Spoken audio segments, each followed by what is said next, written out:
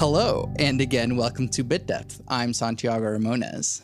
Across from me, Hi, I'm Lee Gabriel. thank you for doing this with me. You're like one of my best friends, and I appreciate you a lot. And I appreciate you and your support.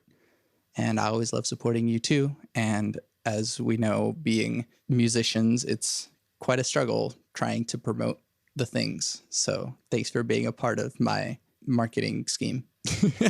Absolutely. I'm really excited to be here to talk about this song because it brought up a lot for me, a lot of questions. I really liked it. Really? Okay, cool. Well, what do you got? Okay, so I've got questions. It's kind of sporadic, but I've got questions on the technical side of the song and then questions about the artistic expression as well. Beautiful. So let's start with the absolute basic bare bones. How many instruments are in the song total, like electronic and acoustic? So it's actually just, oh yeah, by the way, we're talking about Contentment, track number 9 on my album, Bloom. So it's actually, I mean, literally it's just one acoustic guitar. Mm-hmm. Just with layering. Yeah. And so all of the thing that is this song is just one acoustic guitar. There's a lot of layers going. So technically there's 3 layers in the song. One is just like the main guitar take. And the weird part about it too is that it only comes from one guitar take. So like I had these effects on and I just kind of improvised the whole thing and then messed with the rest of it. So it's one guitar take and then that goes into a delay, a very long delay. And then I took that guitar take and reversed it and then put it into the same delay. Delay, for those that don't know about technical music jargon or music production jargon, delay is just another word for echo. So, I mean, should I get into the whole story of the thing, or do you want to like ask more questions about it? Because I can just tell the story. I mean, that would be great. I'm just interested in like the dissonance you create with that when the layers keep going. And you said it was improvised too? Pretty much. So what it was is that like with that delay, it sort of naturally creates layers through just a persistent echo. But what I was doing is I just was messing around on my acoustic. Right now I'm playing electric, so that's what you'll be hearing. And it was mostly just this line.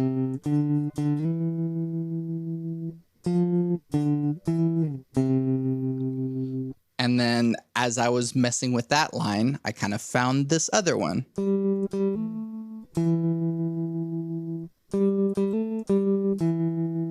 And then it goes back to that.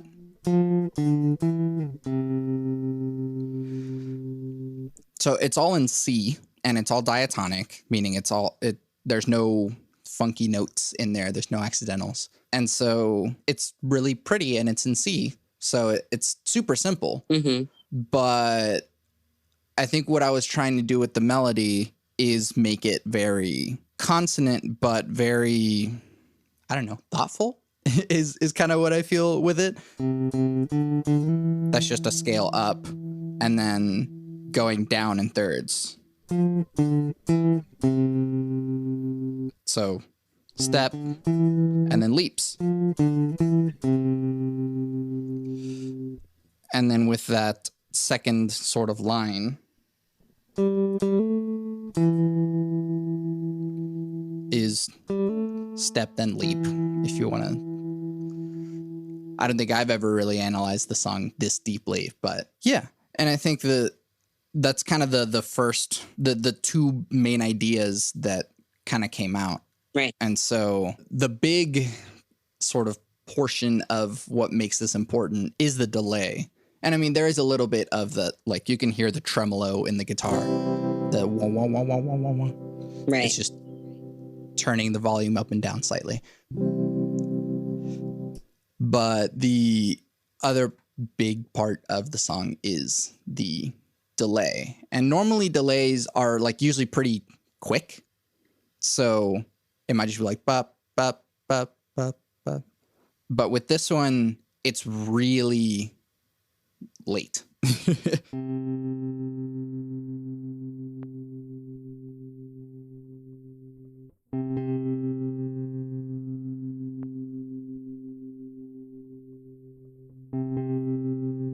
So as you can hear, that echo is very long. It takes a long time to even start the first echo.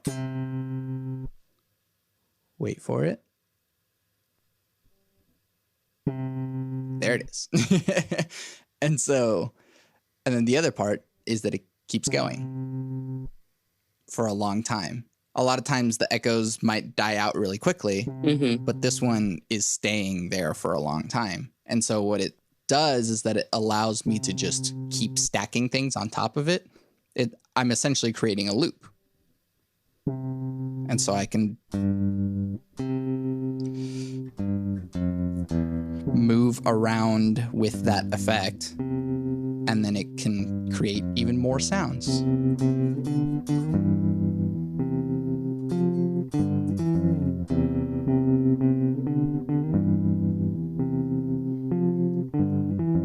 And so, like, even right now, I'm not playing anything, but it keeps going. Right.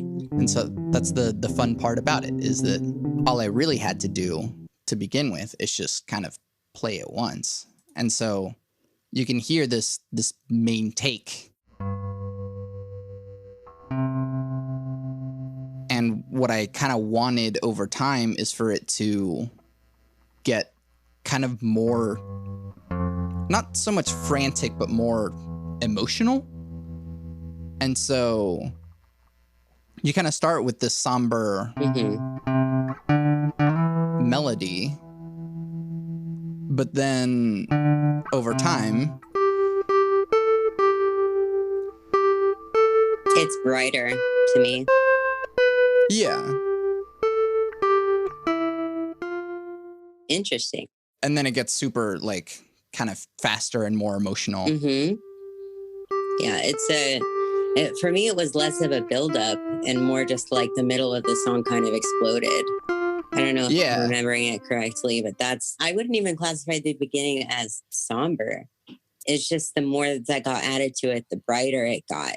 I found it really interesting. I think Contentment is a great name for the song as I heard it and as I understood it. I have another question that's kind of on the technical side too. So with did you get a master's in music composition or what? Yes, that's what my master's is in. Okay, very cool. Supportive friend in these things. So what did you apply from all of that schooling in order to make something like this? It seems kind of, I don't know if it was experimental for you, but just it seemed like you were really curious about things while you were creating this. And I want to know like how school played into it. So this album, and I'm sure people will be hearing this for like the 9th time now, but like this album was made from 2013 to about 2015, 2016. And so all of the music was recorded way back then. So the album itself is kind of a time capsule. And I'm putting it out now because I didn't have the money to put it out before. Right. But the other part is that I was in music school as I started this album. And when I finished it, or by the time that I finished it, I knew way more about music than when I started. I knew a little bit. I knew scales and stuff. But like, I'm a much better guitarist than I was then. I'm a much better singer, musical theorist, whatever. But the nice part about going back to these songs that I made so long ago is that kind of having the schooling that I have had, I'm able to see the purity in my thinking back then, but then also kind of how intuitively complex the decisions that I was making. And so, I mean, now that I have a master's degree, there's a lot of decisions that I make in a sort of educated sense. But back then, a lot of the decisions I was making were just kind of what felt right or what sounded right. And so I am really happy to look back and see the stuff that I made and still be proud of it. But I also know that I couldn't make it now. Like, I don't think I would make these same decisions, but I was just messing around because I didn't know any better. And that's a beautiful thing, that kind of a sad thing that comes from when people do go to music school or art school or whatever it is that sometimes the magic kind of goes away. And it's not so much that like by understanding it all, there is no more magic. I think it's more like you understand how to create that magic. Right. So it's a different thing. But the other part of like, it seems like my bachelor's degree was like, these are the things that you should do. And then my master's was like a little bit of, here's the things that you didn't know that you could do, but also here's all the other stuff that like kind of doesn't matter. Like here's the ways that you can just do anything. Right. And so it is nice that kind of on the long way around, I'm able to look back and kind of turn off that thinky brain and just listen to a nice thing that I made and enjoy it. Yeah. And yeah. Intuitively complex. That really stands out to me. I don't know if you're of the same philosophy that I am, but like I personally, I would call that raw talent. Like if I were to say it, that's say instead of intuitively complex. But I learned how to write songs in a very particular way. So I do get that. Mm-hmm. Here's that you should do kind of mentality when I first started writing, because I was taking classes at the Opry. I played at the Bluebird in Tennessee, got feedback there. And then once I got comfortable writing that kind of song, all bets were off. And because I knew the formula, I was able to play with the formula. And that's kind of the thing, is that whenever you do learn a method, whatever it might be, it's hard to let go of it, especially whenever it's worked so well for so long. And so it's like, I feel that same thing. I know how I write songs now. And so it's hard to let go of all of these learned behaviors because it's worked right for a while. And so it's nice being able to go back and maybe seeing how I used to not think about things can help me to not think about things in the future, rather than trying too hard to force it into something. Right. Yeah. So you said you were just playing around, but why is it called Contentment? Like, why did you land on that name for this song? And were there any feelings backing that up before you got started? So whenever I first made these, I actually was just putting them out sequentially as just numbered ambient. So you can actually go to my SoundCloud and like listen to ambient 1 through ambient 12. And it's all the songs on this album. They're slightly different sounding because I did do some updates in 2016, but they didn't have titles then. As I was figuring out what this album was going to be, I knew that titles of just ambient 1, 2, 3, 4, 5, whatever, just wouldn't work. And I just didn't like how it felt because each track has such a unique feeling to it anyways. Right. And so I kind of just went to, especially after years of listening to these tracks and knowing them so well, I was more able to decide what the core of it was. And so now I'm getting to why it's called Contentment. But it's funny because I realized this, or I was told this way after I had named all the tracks, but whenever I had Jarvix on the podcast, one of the questions I used to have for the podcast was, what makes you happy? And he goes, well, happiness is overrated. I feel like we focus way too much on like this happiness sort of thing. And while it seemed like a very downer point to make, he's right. Like this ecstasy that we're all kind of pursuing is overrated. Yeah. So instead, he was like, what makes me content is these things. Contentment is very different from happiness. Yeah. Because happiness has a very kind of energized valence to it. And the difference with that and contentment is that it is very okay. Not in a bad way, because sometimes people say like, yeah, I'm okay. Right. But more so in this balanced feeling of things are okay. That when you meditate, you don't meditate to be happy, because if that's the goal, you're kind of doing it wrong. whenever you meditate to clear yourself, that balanced state is better than happiness, I think. And so contentment is more like, this track is more about being okay. And even though there is like this explosion kind of in the middle end-ish, it's still very much, you can be content and sort of accept your contentment and then actually create a joy from it. And so it's I mean, people have very simple joys in their lives, like, oh, I love my family and my dogs and blah blah blah. Mm-hmm. And so to just kind of sit down and look at those things that are blessings in your life, just by being okay and accepting those blessings in your life, you also begin to feel joy for those blessings in your life. And so I feel like that point in the track, when it kind of explodes into a lot of notes and a lot of feeling, is that contentment turning into joy. And there are dissonances. There is, I would think, even some sort of pain in my playing, but by the end of it, it's very good. And so it feels good. There's a catharsis that comes with letting some of that pain out through finding the joy and the nice things in your life. And I think this is my favorite track on the album. Don't tell that to the other tracks. But you're on speaker. They're all here, actually.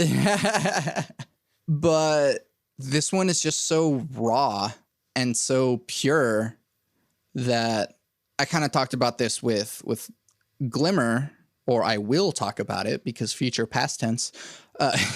But there are some tracks on the album that are intuitively created. Mm-hmm. I kind of have two ways that I write music. And one is the structured, like, I'm going to do this and then it's going to become this. And that's how it will turn out. And that's what I'm going for. Mm-hmm. And then other times when I'll just sit down and let my musical knowledge sit in the background and just let, again, my intuition flow. And that's how this track came out.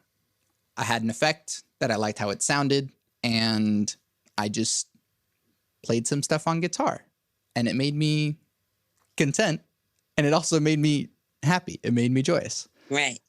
And so I feel like, in a way, both Home, the first track in the album, and Contentment, the 9th track, are the best representations of the album, because it's before I knew hardly anything about music. It's before I had any of the biases and prejudices that I bring every time I try and make something. That, oh, this is too something or not enough something else. And so instead, what this album is just free creation. And that's kind of what Bloom means as well. It was my growth as an artist, as a composer, as a musician. I was blooming into form and becoming who I am now. Mm-hmm. And it's a testament to my steps on the way there. These tracks are in order of when I wrote them. There's no actual, like, oh, I want this track to go after this one because of the blah, blah, blah. Like, they're actually just in sequential order. And so what you'll hear is just the progression of myself as a musician, which is cool. Really cool. What year then is Contentment from? Like, when did you make it? I released Contentment in October of 2014. And so I had already that would have been like my 3rd semester of music school. Mm-hmm. I've learned a lot of music theory. I've learned some scales. I didn't know anything about music production because I majored in vocal music ed for the first 2 years of university. And so any sort of production, anything, I was just kind of figuring it out as I went, which is why there's like a little bit of like hiss and hum in it. Cause Really? yeah, I mean, Sorry, it's no, fine. no, no. But like, I was wondering if there was like a special meaning behind that. but it's just, I think it's beautiful. I think it's really cool Right. recorded. No, and I like that too. Like, again, over the years of listening to this track over and over again, I like the hum. I like the hiss. Oh my goodness. Because it has a lot of character to it. And the tremolo is moving the hiss as well. And so that's a cool part about it, because it's all a part of the feeling, I guess. Yeah. That's great. I'm going to try not to open up like a whole can of worms, because I could talk about this for a long time. But I agree with Jarvix that happiness is overrated. I find contentment in doing things that are meaningful. That's what I always tell myself. You don't have to be happy. You just do something that's meaningful. And especially after, all these years of this song, like it is meaningful to you. And I think that's awesome that it can grow in this meaning. Contentment is the perfect name for this track. Absolutely. Thank you. I do want to show a little bit of the rest of the effects, but if you have like other questions. I'm good. Let's go for it. Okay. So, like I said, there is a reversed guitar layer in it. And so it sounds like this.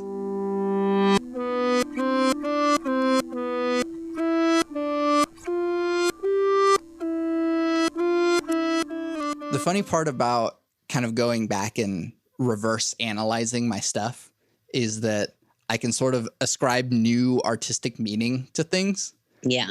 And so in a way, with the title being Contentment and talking about like remembering the things that make you content in your life, in a way, this reversed track is sort of like remembering all of the things in your life that make you content. So like it's the memories coming back to you. And then I guess all of the echoes too, like how it becomes this big like layered thing, is that over time you can really feel how the blessings in your life kind of stack up. Yeah. And it's like, wow, I am really lucky. And there's a lot of times that, I mean, I think a lot of the times that I've cried tears of joy is from those realizations of the blessings in my life. And it all stacks up kind of like this is doing, but it all stacks up and creates a bigger sort of, I have a lot that I'm lucky to have. Other questions, I guess? I think, I can't believe I'm about to say this. I think I'm content with it. I had to. I'm very sorry. I can't stop myself. I'm not sorry. Intend your puns. Yes. Well, thank you for doing this with me and breaking down this track and analyzing it to death and helping me find new meaning in the things. Yeah, absolutely. Talk to me about your awesome music anytime. But if there's stuff that you want to promote, or at least just share with people and tell people to do, plug your stuff or plug other stuff that you want. I'm going to plug wearing a mask in public. That's my plug. Yeah. Please continue to do that. All right. Thank you so much. And now here's Contentment in its entirety.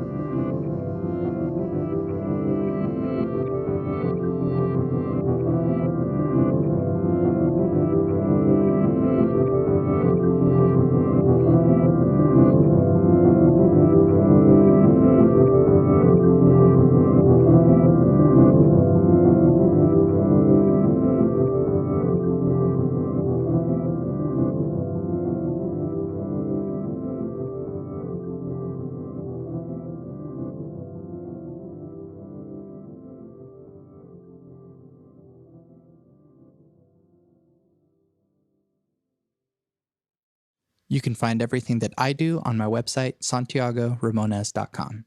I make music. Bloom will be available on August 8th, streaming everywhere.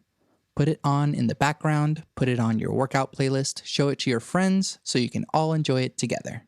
You can also buy the thing and get bonus content to get a bit deep into the emotions you can feel with it.